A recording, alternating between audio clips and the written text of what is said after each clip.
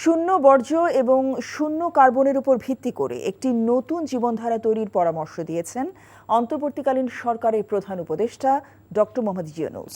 বুধবার স্থানীয় সময় সকালে আজারবাইজানের বাকুতে অনুষ্ঠিত জলবায়ু সম্মেলন COP29-এর ওয়ার্ল্ড লিডার্স ক্লাইমেট অ্যাকশন সামিটের উদ্বোধনী অধিবেশনের ভাষণে তিনি এ কথা বলেন। ডক্টর ইউনূস বলেন, জলবায়ু পরিবর্তনে মানব সভ্যতা আজ হুমকির মুখে। বুদ্ধিবৃত্তিক, আর্থিক ও যুবশক্তিকে সংগঠিত করে নতুন সভ্যতার ভিত্তি স্থাপন করতে হবে। বেঁচে থাকার জন্য অন্য সংস্কৃতি তৈরি করতে হবে উল্লেখ করে ডক্টর ইউনূস তাঁর বক্তব্যে বলেন, শূন্য কার্বনের উপর ভিত্তি করে নতুন লাইফস্টাইল তৈরি করতে হবে, যেখানে জীবাশ্ম জ্বালানি থাকবে না। In order to survive, we need to create another civilization, another culture. A counterculture which is based on a different lifestyle. It will be based on zero waste.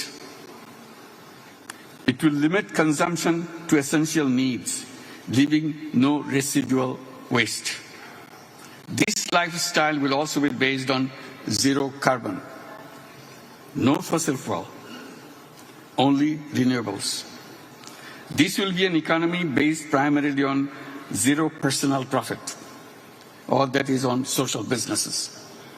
This business, social business, is defined as a non-dividend business addressed to solve social and environmental problems. টাকা চুরির জন্য যদি আমার গলায় জুতার মালা পরাইতে হয়, তাহলে আমার শালীর সাথে প্রতারণা করার জন্য তোর ফাঁসি হবে। দুলা ভাই, আপনার তো ঘর জামাই বইলা একটা পরিচয় আছে, আমার তো তাও নাই। ছেলে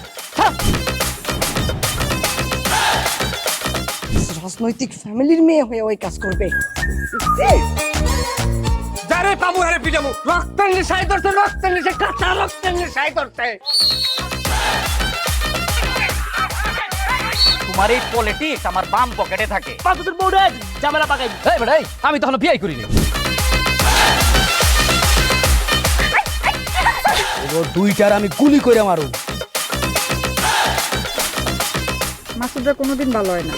আপনার পোশাক আশাক দেখে কিন্তু আপনার তালুকদার বংশের লোক মনে হয় না আব্বা, আপনার মনে হয় যে আপনি ফকির বংশের লোক।